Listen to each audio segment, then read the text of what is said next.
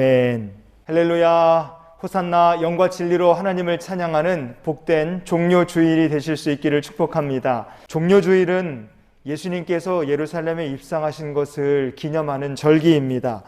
예루살렘에 입성하시는 예수님을 향해서 사람들이 호산나를 외치면서 열렬하게 환영을 했어요. 이 호산나라는 말은 시편에서 나온 말입니다. 시편 118편의 25절을 보시면요, 여호와여 구하옵나니 이제 구원하소서. 여호와여 우리가 구하옵나니 이제 형통하게 하소서. 아멘. 이제 구원하소서. 히브리어 본문을 보면 호시아나 이렇게 되어 있습니다. Save us now. 하나님 지금 우리들을 구원하여 주시옵소서. 이 간구가 바로 호산나입니다. 그러면 어떤 사람들이 하나님께 호산나, 주여 지금 우리를 도우소서 이렇게 간구하는 사람들이겠습니까? 모든 근심, 모든 걱정, 모든 염려를 하나님께 다 맡긴 사람들입니다. 하나님은 능히 내 삶에 모든 것을 이루시며 내 삶을 능히 형통케 하실 수 있으십니다. 하나님을 신뢰하는 사람들이 바로 호산나를 외치는 사람들인 줄 믿습니다. 저 여러분이 이런 믿음의 성도가 될 수 있기를 원합니다. 호산나를 외쳐야 되는데 예수님이 예루살렘 입성하시는 예수님을 바라보면서 호산나를 외치지 못했던 사람들이 있었습니다. 원래부터 예수님을 못마땅하게 생각했던 바리새인들, 서기관들, 대제사장들은 충분히 이해할 수 있습니다. 그러나 주님과 가장 가까우면서도 호산나를 외치지 못하고 오히려 불안, 염려가 가득했던 사람들도 오늘 본문에서 우리가 볼 수 있습니다. 떠들썩했던 예루살렘 입성이 끝난 다음에 유월절 만찬에 모인 제자들의 모습을 보면 왜 그들이 호산나를 부르지 못했는지를 우리가 알 수 있습니다. 오늘 제자들의 모습을 통해서 호산나를 부르기 위해서 우리 마음속에 있어야 할 것이 무엇인지, 없어져야 할 것은 무엇인지 하나님께 주시는 은혜를 함께 나누는 귀한 시간이 될 수 있기를 원합니다. 첫 번째로, 왜 제자들은 호산나를 외치지 못하고 오히려 근심했겠습니까? 그들의 마음속에 근심이 있었기 때문에 그렇습니다. 요한복음 13장 21절 말씀을 보시면요, 내가 진실로 진실로 너희에게 이르노니 너희 중 하나가 나를 팔리라 하시니. 아멘. 너희 중에 하나가 나를 팔 것이다. 주님께서 유월절 만찬 자리에서 이렇게 말씀하셨습니다. 그래서 제자들은 마음속이 복잡해졌습니다. 요한복음 13장 22절 말씀을 보시면요, 제자들이 서로 보며 누구에게 대하여 말씀하시는지 의심하더라. 아멘. 제자들이 서로 봤다 그랬습니다. 자, 보며 이렇게 번역된 헬라어 본문이요, 에브레폰이라는 말입니다. 이 말은요, 점잖게 말하면 뚫어져라 쳐다본다 이런 뜻이고요, 좀 삭막하게 얘기하면 서로 째려본다 이런 의미를 가진 말입니다. 자, 주님의 말씀이 떨어지자마자 제자들이 어떻게 했겠습니까? 제자들이 서로를 뚫어지게 쳐다보면서 의심하기 시작하는 거예요. 이거 누가 배신자야? 이거 누가 이 엄청난 역사에 이게 지금 찬물을 끼얹으려고 하는 사람인가? 제자들은 서로 의심하면서 문제의 인물을 색출해내려고 했습니다. 그러나 왜 주님께서 굳이 유월절 자리에서 이런 말씀을 하셨겠습니까? 가룟 유다 때문이겠죠. 그러나 가룟 유다뿐 아니라 모든 제자들의 마음속에 근심이 있었기 때문에 그렇습니다. 마태복음 26장 22절 말씀에 보면요, 그들이 몹시 근심하여 각각 여짜오되 주여 나는 아니지요. 아멘. 몹시 근심했다 그랬어요. 그래서 제자들은요, 나는 아니지요, 예수님께 이런 소리를 하고 있었습니다. 제자들은 예수님을 따라서 예루살렘까지 오기는 왔습니다. 그러나 제자들의 마음속에 뭐가 없었습니까? 주님을 향한 100%의 신뢰가 부족했어요. 확신이 없습니다. 주님께서 고난당하시고 십자가에 죽으시고 부활하실 것을 제자들에게 말씀하셨지만 제자들은 예수님의 말씀을 100% 신뢰하지 못한 겁니다. 그래서 가룟 유다 같은 사람은 예수님을 팔아 넘기려고 한 거예요. 주님에 대한 100%의 신뢰가 없었기 때문에 다른 제자들도 마음이 흔들리기는 마찬가지였다 이겁니다. 그래서 최후의 만찬 자리에서 제자들이 몹시 근심한 이유는 누가 예수님을 배신할 것인가, 그것 때문만은 아니었다는 것을 우리가 알 수 있습니다. 제자들 모두가 마음속에 근심이 있었어요. 예수님을 신뢰하지 못했기 때문에 그렇습니다. 그것을 잘 아셨기 때문에 주님께서 이렇게 말씀하셨습니다. 요한복음 14장 1절 같이 봅니다. 너희는 마음에 근심하지 말라. 하나님을 믿으니 또 나를 믿으라. 아멘. 가장 기쁜 마음으로 호산나를 외쳤어야 했을 제자들입니다. 그런데 왜 근심했는지 여기서 명확한 답을 우리가 볼 수 있습니다. 여러분, 우리가 참으로 호산나를 외치며 구원의 주님을 영접하며 살아야 됩니다. 그렇게 사는 성도가 되실 수 있기를 축복합니다. 그럼 어떻게 해야 될까요? 우리 마음속에서 근심을 몰아내야 합니다. 근심이 있으면 주님을 100% 신뢰할 수가 없습니다. 주여, 제 마음속에서 근심을 몰아낼 수 있도록 믿음을 주시옵소서. 이렇게 간구하고 응답을 받는 저 여러분이 될 수 있기를 주의 이름으로 축원을 드립니다. 두 번째로, 왜 제자들은 호산나를 외치지 못하고 오히려 성마찬 자리에서 근심했겠습니까? 둘째, 그들의 마음속에 평안이 없었기 때문에 그렇습니다. 6월절 만찬 자리에 있었던 제자들이 마음속에 없어야 할 근심이 있었습니다. 그리고 있어야 될 평안은 오히려 제자들의 마음속에 없었습니다.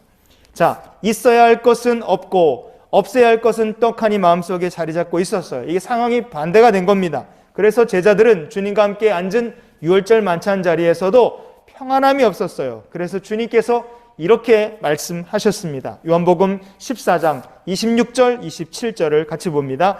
보혜사 곧 아버지께서 내 이름으로 보내실 성령 그가 너희에게 모든 것을 가르치고 내가 너희에게 말한 모든 것을 생각나게 하리라. 평안을 너희에게 끼치노니 곧 나의 평안을 너희에게 주노라. 내가 너희에게 주는 것은 세상이 주는 것과 같지 아니하니라. 너희는 마음에 근심하지도 말고 두려워하지도 말라. 아멘. 성도 여러분, 우리가 하나님께 호산나로 영광을 돌리며 살려면 반드시 마음속에 평안이 있어야 합니다.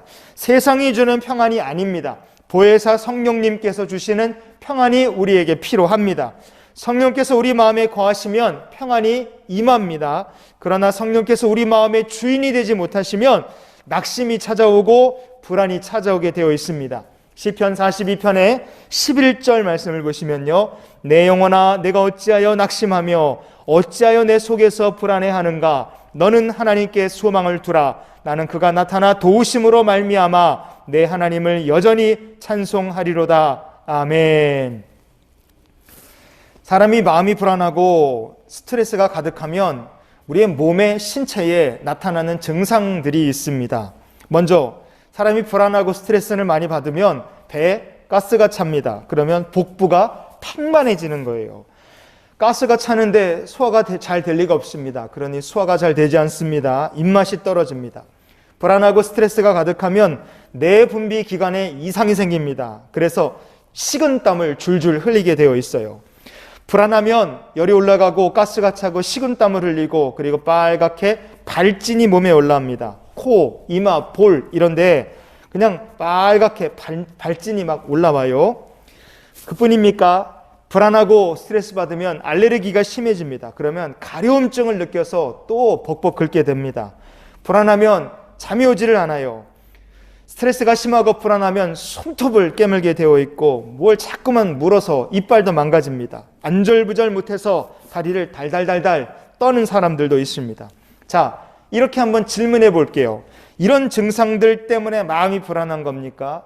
아니면은 마음이 불안하기 때문에 방금 말씀드린 이런 증상들이 우리의 몸에 나타나는 것이겠습니까? 정답은 후자입니다. 마음이 불안하기 때문에 이런 증상들이 사람의 몸에 나타나는 것입니다. 성도 여러분, 인간의 불안은 그 출처가 어디이냐? 스트레스냐? 얼굴이냐? 피부냐? 손이냐? 발이냐? 아닙니다. 불안의 출처는 내 속, 내 마음, 우리 영혼입니다. 염려, 근심, 불안의 출발점, 진원지는 나의 영혼, 우리의 영혼입니다. 그러면 이런 단순한 결론을 우리가 내릴 수 있습니다. 내 영혼이 불안하면 내 얼굴도 불편하고 말도 이상하고 피부도 거칠해지고 행동도 부자연스럽고 인생도 불안해지고 결국 그 인생은 불행해질 수밖에 없습니다. 하지만 반대로 내 영혼이 편안하면 어떻게 되겠습니까? 사람의 얼굴이 편안합니다. 피부도 매끈해집니다. 말도 막힘이 없습니다. 행동은 자연스럽고 자신감이 있습니다. 인생은 편안해지고 복된 인생이 찾아옵니다. 그럼 이런 인생을 사는 것이 좋겠죠. 이런 인생을 위해서 우리가 해야 될 것은 무엇이겠습니까? 성경은 정답을 이야기합니다. 불안과 염려, 근심의 진원지가 되는 마음을 어떻게 한다고요? 그 마음에 너는 하나님께 소망을 두라. 우리가 될 일은 불안, 염려, 근심의 진원지가 되는 우리의 심령, 우리의 영혼을 하나님이 주시는 소망, 하나님께 소망을 두는 것으로 바꾸고 채우라는 것입니다.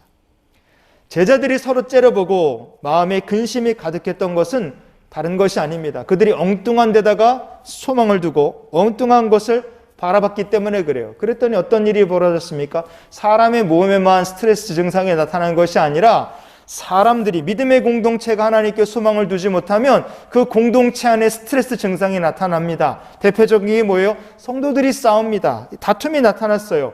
누가복음 22장 24절 보시면 또 그들 사이에 그중 누가 크냐 하는 다툼이 난지라. 아멘.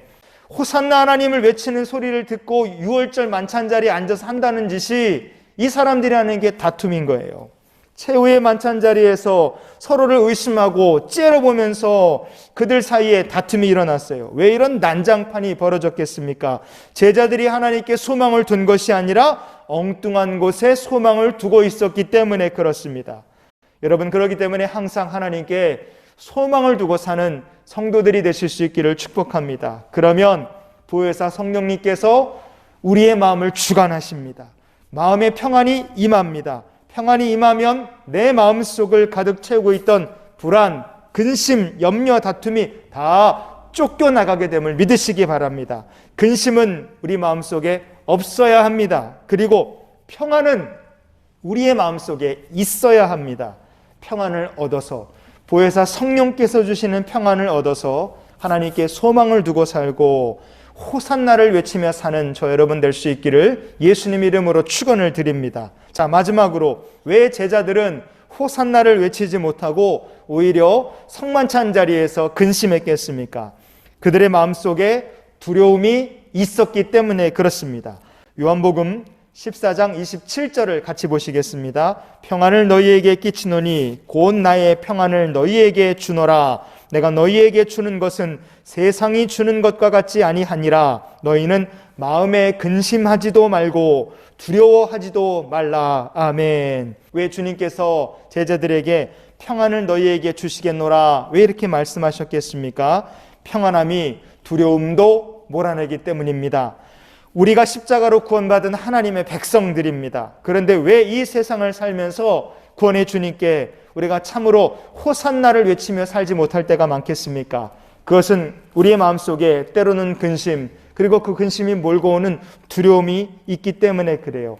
근심과 두려움은 사람의 마음속에서 시작됩니다.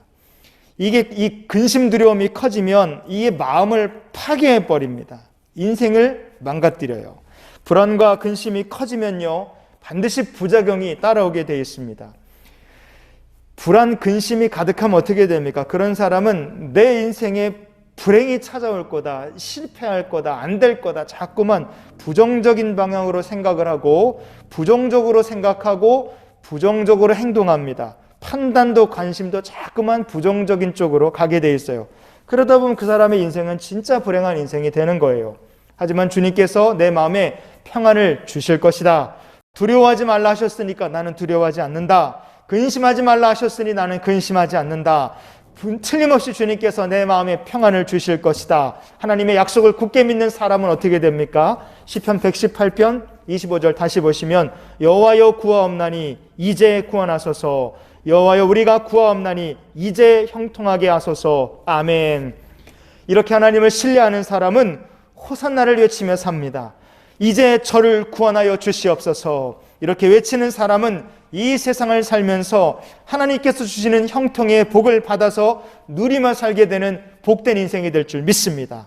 성도 여러분, 우리는요, 근심, 걱정, 두려움이 온 세상 사람들의 마음을 다 점령해버린 시대를 살고 있습니다. 뭐 바이러스다, 경제 위기다, 뭐 수혜주 운하가 배에 막혀갖고 난리가 났다. 경제 위기가 또 찾아올 수 있다. 뭐 별의별 이유를 다 붙여가면서 걱정을 하고 있는 시대를 우리가 지금 살고 있습니다. 그런데 이런 시대에도 평안하게 세상을 사는 비결이 어디 있겠습니까?